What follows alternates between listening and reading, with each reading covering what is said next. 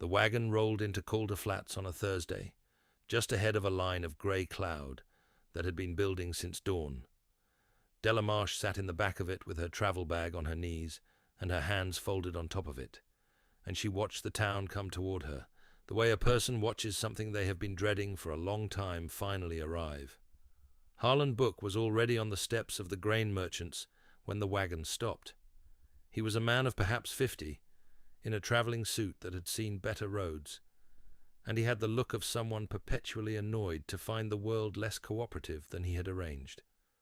He came down the steps while the driver was still setting the brake, and he stopped in front of Della before she had fully climbed down, and he looked at her the way a man looks at livestock he has paid more for than it is worth.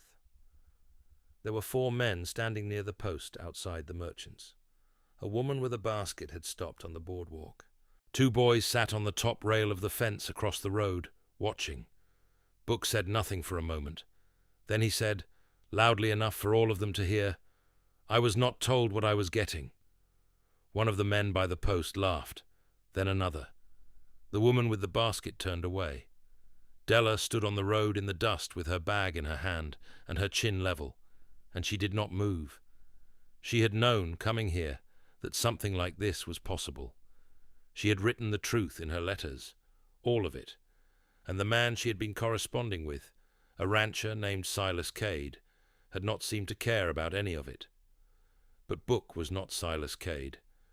Book was the man who arranged these things, and he was the one standing in front of her now, and Silas Cade was nowhere she could see. The arrangement was made in good faith, Book said, still to the audience rather than to her. But a man has the right to know what he is acquiring. Della said quietly, "I am not a piece of land, Mr. Book." He looked at her then, really looked at her, and the look on his face told her that he had already made his decision, and her speaking had not changed it. "No," he said, "you are considerably less useful than land." The laughter came again, fuller this time, from more directions. Della felt it land on her the way cold water lands, a shock that leaves the body behind and goes straight to somewhere deeper. Her hands were steady on the bag. She kept them steady. She had learned, a long time ago, that the moment you let them see you shake, you have given them something they will keep. She was still standing in the same spot when the door of the feed store across the road opened and a man came out. He was somewhere past 50, with iron-grey hair cut short and plain dark work clothes that had seen hard years without apology. He moved with a kind of deliberate economy, not slow, but considered, as if each step was placed rather than taken. He had a stiffness in the left leg that showed in the set of his hip when he came down the step, but it did not slow him. He crossed the road without hurrying and came to stand beside Della, and he looked at Book with eyes the colour of winter sky. He said, "You done?" Book blinked. "I beg your pardon." With the performance. Silas Cade did not raise his voice. He did not need to. "You done with it?" Book straightened. "I am informing the town that the arrangement," Silas said, "is between her and me. You delivered her. Your part's finished." He looked at Della then, and his gaze was direct and without theatre. "Miss Marsh," Della said, "Mr. Cade." He took her bag from her hand, not as a question, as a thing he had decided to do. He turned back toward the feed store, and after a moment Della followed him, and the road behind them went quiet. He had a buckboard waiting in the alley beside the feed store, with a sorrel horse already hitched. He put her bag in the bed without ceremony and came around to the front and stood there a moment, looking at the horse's ears. "I should tell you," Della said, "that what he said out there, the things people laughed at, none of that is going to change." Silas looked at her. "Change what?" "What I am." He was quiet for a moment. Then he said, "I know what you are. I read your letters." Della waited. "You said you could cook," he said. "I can." "Said you were not afraid of early mornings." "I am not." said you could manage a household account, and you were not going to pretend otherwise to make a man feel more useful than he is. Della said, I may have worded that more carefully in the letter. Something moved at the corner of his mouth. It was not quite a smile. It was the shape a smile might leave behind if it passed through quickly. You worded it plain, he said. I appreciated it. He climbed up to the buckboard seat. The ranch is 11 miles. Roads rough for the first 4. Della climbed up beside him without assistance, and the buckboard rolled out of the alley and onto the road north, and Calder Flats fell away behind them in the dust. The ranch was called the Cade place, which was what it had always been called, and what it would continue to be called regardless of what happened there, because that was how things worked in this country. It sat in a wide, shallow valley with a creek on the eastern edge and a ridge of low hills to the north that blocked the worst of the winter wind. The house was timber and stone, older than the barn, with a deep porch that ran along the front and a kitchen at the back that was larger than the rest of the rooms combined, because whoever had built it had understood what mattered. Silas showed her the house without commentary. This is the parlor. This is the storeroom. This is where the wood is kept. He opened the kitchen door and stood aside and let her look. Della stood in the doorway and looked at the cast-iron range, the deep dry sink, the rows of empty shelves. She looked at the window over the sink that faced east, which meant morning light. She looked at the cold wood stove and the wood box beside it and the Dutch oven hanging on its hook. She said, When did you last have a proper meal? Silas considered this. Define proper. She looked at him. November, he said. It was March. All right, Della said. She set her bag down by the door and took off her coat and hung it on the hook beside his and went to the wood box. She had been there 4 days before she understood the shape of what she had come into.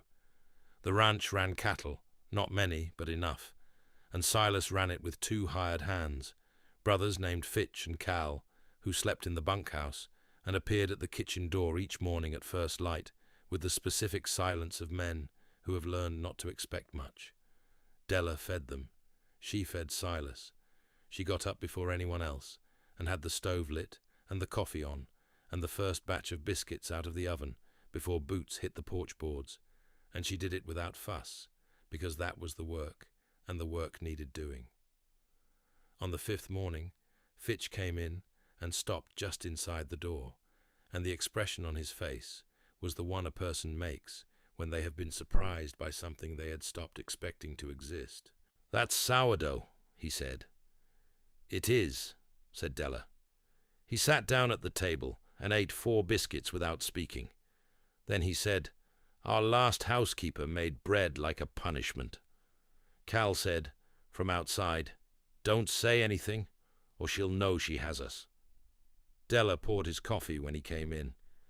She said nothing, but she remembered it. Silas Cade was not a complicated man to understand, once you knew what to look for. He did not speak unless he had something to say. He did not make a performance of being busy. He worked the ranch from before sunup until the light was gone, and then he sat in the parlor for exactly 1 hour with a cup of whatever Della had made that evening, and then he went to bed. There was a photograph on the mantel in the parlor. A woman, younger than Della, with a serious face and her hair pinned carefully. And Silas did not speak about it, and Della did not ask. She understood that kind of silence. She had come from a house full of it. Her own history was not dramatic. She was the oldest of 4, born to a farming family in a county that had been slowly drying out for 20 years, and she had cooked and managed and stretched what they had until there was nothing left to stretch. And when her mother died, and her youngest sister married, and her father stopped being able to see the point of most things, it had been Della who had written the letters, and Della who had paid the broker's fee, and Della who had told herself that whatever waited at the end of the rail line, it was something different from what she was leaving. She had not told herself it would be easy. She had told herself it would be real. It was real. That much was true. The trouble came back on a Tuesday, 12 days in. Book rode out to the ranch on a bay horse he sat badly. He came into the yard while Silas was out with Fitch on the eastern pasture, and Della was alone on the porch shelling peas into a bowl, and he pulled up in front of the steps and looked down at her with his too early smile and said, "I've been giving some thought to the matter of the arrangement." Della kept shelling peas. "Have you?" "There is another woman," he said, "better suited to what Cade actually needs. Younger, slimmer." He said the last word, the way people say things they know are meant to wound. "I have her correspondence right here, and I believe if you were to step aside quietly, there would be no need for—" "For what?" Della said. Book's smile shifted. "For it to become unpleasant." Della put the bowl of peas on the railing. She stood up. She was not a small woman, and she did not try to be. She stood on the porch and looked down at Book on his horse, and she said, "Mr. Book, I am not leaving this ranch. I am not stepping aside. And if you come here again while Silas is out, I will tell him exactly what you said and exactly how you said it, and you can explain your business to him yourself." Book's face changed. The smile went somewhere it didn't come back from. He said something under his breath that Della did not ask him to repeat, and then he turned the horse and rode back down the lane the way he had come. Della went back to her peas. Her hands were steady, but what came next was something neither of them had prepared for. What she did not know, what she could not have known, was that Book had not come only to persuade her. He had come to survey the situation, and what he had found was more useful to him than her compliance would have been. He had a buyer, not for Della's departure, for the ranch itself. There was a land company moving through the county that spring, buying up parcels along the creek corridor wherever they could find a rancher whose title was not fully in order, or whose finances were thin enough to make an offer look generous, or whose personal situation was unstable enough that a well-placed rumor could do the rest. Book was their man in the valley. He had been for 2 years, working quietly, collecting small fees for each property he helped loosen from its owner. He had dismissed Cade's ranch as too settled, a widower of 10 years with a working property and no heirs and no obvious weakness. Then Della had arrived, and Book had seen something he had missed. The land company's offer would go in faster if Cade looked distracted, if there was talk in town about the rancher and his unsuitable bride, if the impression took hold that a man who would accept a woman like Della must not be thinking clearly. He had underestimated Della Marsh. He would not make that mistake again. The supply run to town happened every 2 weeks, and Silas took Della with him on the 3rd one. She had a list. He had a list. They drove into Calder Flats in the buckboard side by side, and tied up in front of the general store, and the people on the street watched them with the particular interest that small towns reserve for anything new. Mrs. Holt at the dry goods counter had a look on her face that managed to be both welcoming and assessing at the same time.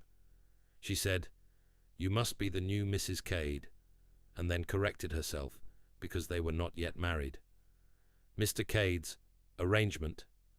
Della said, "Della Marsh," and put her list on the counter. She heard the talk before she saw its source. 2 women near the bolt fabric at the back of the store, not bothering particularly to lower their voices. She had heard this kind of talk before, had heard it most of her adult life, in fact, and she had learned not to let it change the set of her shoulders. What changed was Silas.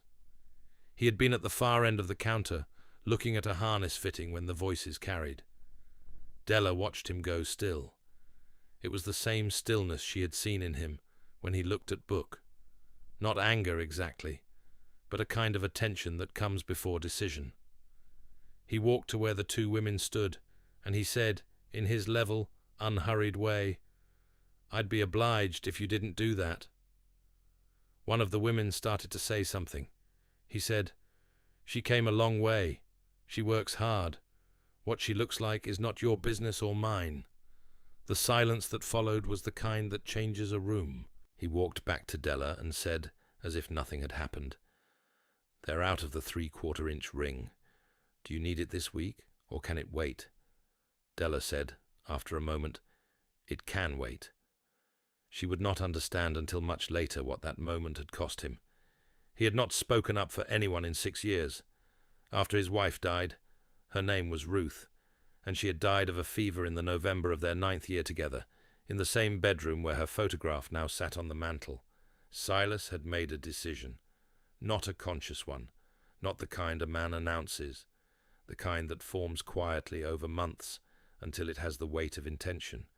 He would run the ranch, he would pay his debts, he would not be in other people's business, and he would not invite people into his, and the loneliness of it was something he had decided to bear, because the alternative was the risk of another loss, and he had decided once was enough. He had agreed to the arrangement because he needed a housekeeper, and because it was practical, and because there was something in Della's letters, the plainness of them, the refusal to oversell herself, that had reminded him of a quality he respected.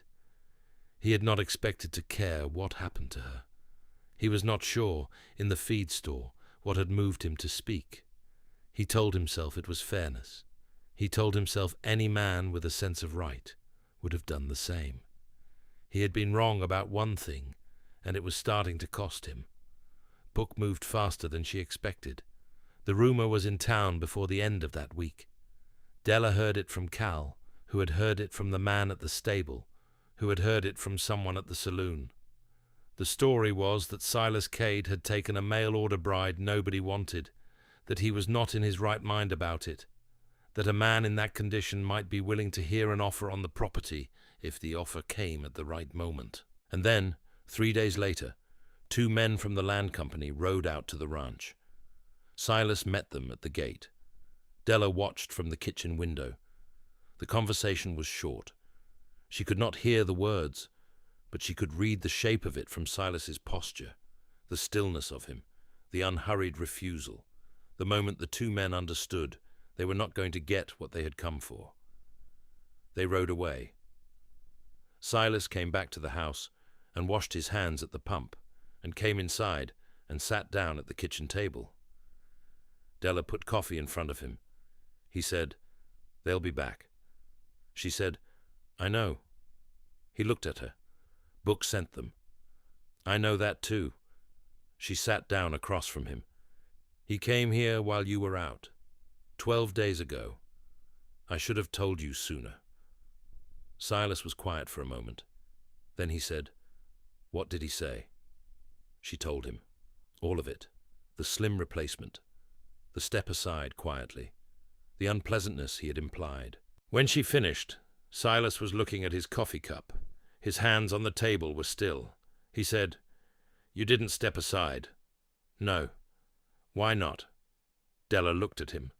"Because this is a real house with a real kitchen and real work that needs doing, and I have not come across the territory to be talked off a porch by a man in a bad suit." She paused. "And because the letters were honest, and I thought that meant something." Silas picked up his coffee. He looked at her over the rim. He said, "It does." The trouble was not finished. It had only paused. Book's next move was not directed at the ranch. It was directed at Della. He filed a complaint with the county clerk, a document claiming that the original arrangement had been breached, that a deposit had been paid, and terms had not been met, and that the woman calling herself Della Marsh had misrepresented her circumstances in correspondence, and was therefore in violation of a legal agreement. It was, as documents went, largely invented, but it had enough formal language in it to cause trouble if left unanswered, and Book knew that. The clerk sent a notice to the ranch. Silas read it at the kitchen table while Della was making supper. He read it twice. He put it down on the table. "He's claiming you owe him money," Silas said. "I paid his fee," Della said. She did not turn from the stove. "I have the receipt. He's saying the fee was conditional on the match being completed." "The match has not been completed," Della said carefully, "because we are not yet married." There was a pause. Silas said, Would you be opposed to correcting that? Della turned from the stove. She looked at him. He was looking at the document, not at her. His hands were flat on the table, and his face had the quality it always had. Contained, considered, giving nothing away before he was ready to give it. She said, "Is that a proposal, Mr. Cade?" He looked up then. He said, "It is." She said, "Then no, I would not be opposed." The wedding was at the Calder Flats church on a Saturday morning, with Fitch and Cal as witnesses, and the preacher who served the valley circuit, and nobody else they had specifically invited. Book was not there. He heard about it 2 hours after it happened, in the saloon, from a man who had been passing the church. He rode out to the Cade ranch that afternoon, in a state of irritation that had sharpened into something colder. He found the yard empty. He found the kitchen window lit. He found Della on the porch, with her arms folded, as if she had been expecting him, because she had. She had asked Fitch to watch the road. "This changes nothing," Book said. "The complaint is still filed." "The complaint," said a voice from the doorway behind Della, "is going to be answered." Silas stepped out onto the porch. He had something in his hand, a folded paper. He came down the steps and held it out to Book, who took it with the careful gestures of a man who does not trust what he is being handed. It was a copy of the complaint Book had filed, with a letter from the county clerk attached, and the letter stated that the clerk had reviewed the original correspondence, including the letters sent under Book's name, which Silas had kept, and had found that several representations made in those letters did not match the terms Book was now claiming. There was also, at the bottom, a signature Della recognized, the woman at the dry goods counter, Mrs. Holt, who had, it turned out, her own experience of Harlan Book's arrangements, and had been waiting for some time for the occasion to say so formally. Book read the letter. His face went through several expressions, none of them good. Silas said, "You can answer the clerk yourself, or I can ride into town with you and we can discuss it with the sheriff. Your choice." The man who rode away from the Cade ranch that afternoon was smaller somehow than the man who had ridden in. The traveling suit sat differently on him. The smile that had always arrived too early did not arrive at all. Fitch watched him go from the fence rail and said, to no one in particular, "Does that mean supper's not ruined?" Cal said, "Go ask her yourself." Fitch went to the kitchen door and knocked and said, through the screen, "Miss Della, Mrs. Cade, are we still eating?" From inside, without missing a beat, Della said, 40 minutes, don't be late."